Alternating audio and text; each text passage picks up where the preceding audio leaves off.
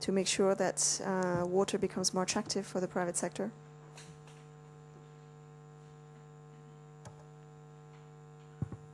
What's the private sector saying?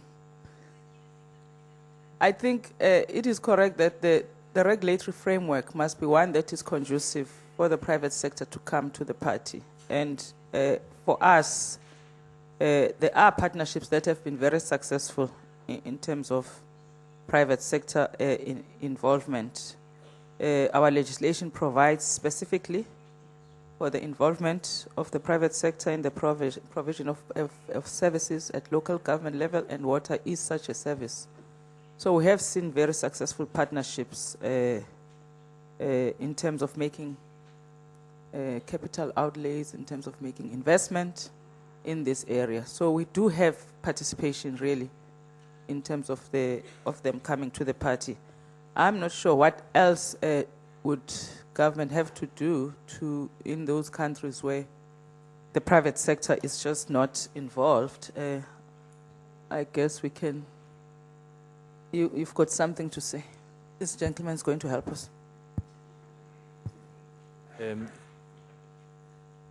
voudrais donner un point de vue à la fois en tant qu'ayant passé la plus grande partie de ma vie dans le secteur public et en étant aujourd'hui président d'une société privée. Je crois que l'appellation dans le domaine de l'eau de secteur privé que l'on semble opposer à secteur public, bien évidemment, n'est peut-être pas celle qui convient aujourd'hui. Je crois qu'il faut parler d'opérateurs. Il y a une décision politique qui décide de réaliser un investissement et la question se pose ensuite de savoir qui va gérer le service. Il peut y avoir une gestion par un opérateur public, il peut y avoir une gestion par un opérateur privé. La vraie réponse, c'est que cette gestion soit bonne et pas mauvaise.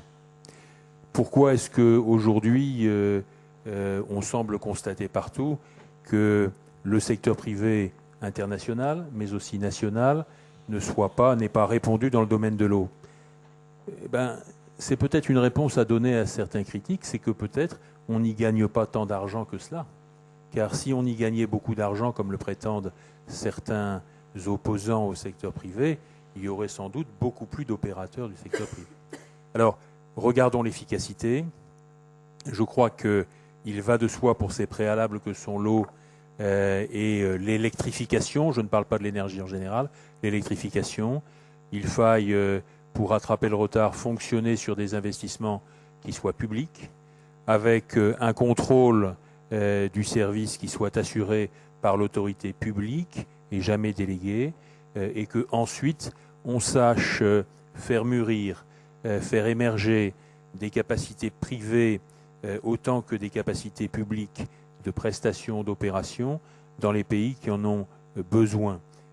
Voilà aujourd'hui ce qui est nécessaire. C'est pas de savoir, c'est pas de se poser la question de savoir si les entreprises privées vont gagner de l'argent, pas gagner de l'argent, si elles vont être là ou pas. Il y a des opérateurs internationaux et nationaux qui sont capables d'assurer des services. Faisons-leur confiance, mais donnons-leur les clés dans de bonnes conditions, à la fois de contrôle et à la fois d'exercice de leurs responsabilités.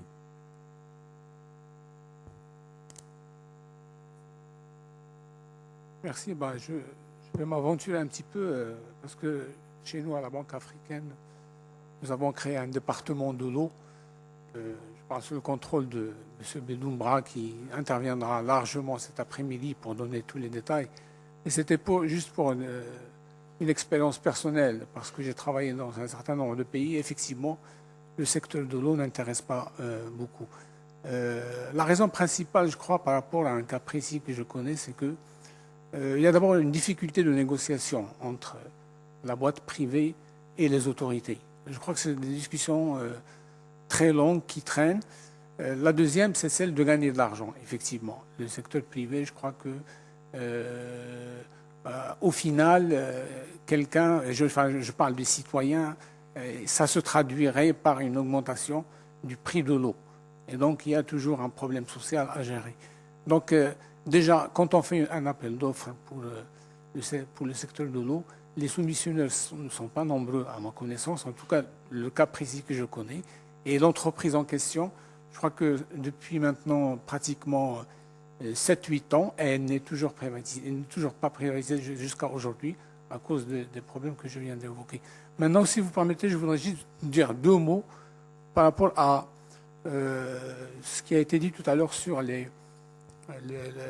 document de stratégie de réduction de la pauvreté qui ne donne pas assez d'importance à l'eau. Moi-même, j'ai participé à à ces documents qui sont maintenant des documents assez importants et qui sont élaborés dans le cadre d'une approche participative.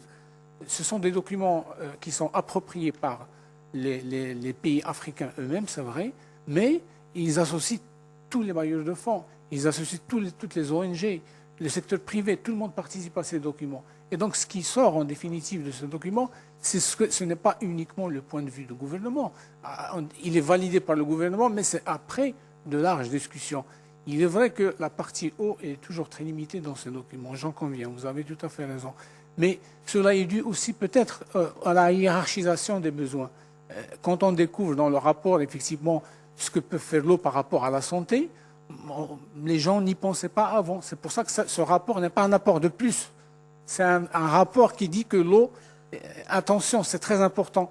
Parce que si vous regardez sur le terrain, vous allez trouver des réunions des bailleurs de fonds, par exemple.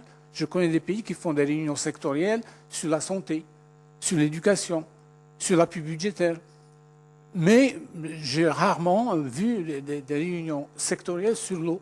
Et je crois que ça, on peut lancer l'idée, effectivement, qu'il faut, au niveau local, au niveau des pays, des réunions sectorielles sur l'eau et qu'il faut qu'ils soient reflétés dans les documents de stratégie, des stratégies pays. Voilà un petit peu ce que je voulais ajouter. Excusez, dernier point, c'est juste par rapport à la décentralisation. Je voudrais dire quand même que nous sommes conscients aussi que les bailleurs de fonds doivent être sur le terrain. Et c'est pour cette raison que la banque a ouvert 25 bureaux en Afrique pour essayer d'être un peu plus proche et à l'écoute des vrais besoins des pays.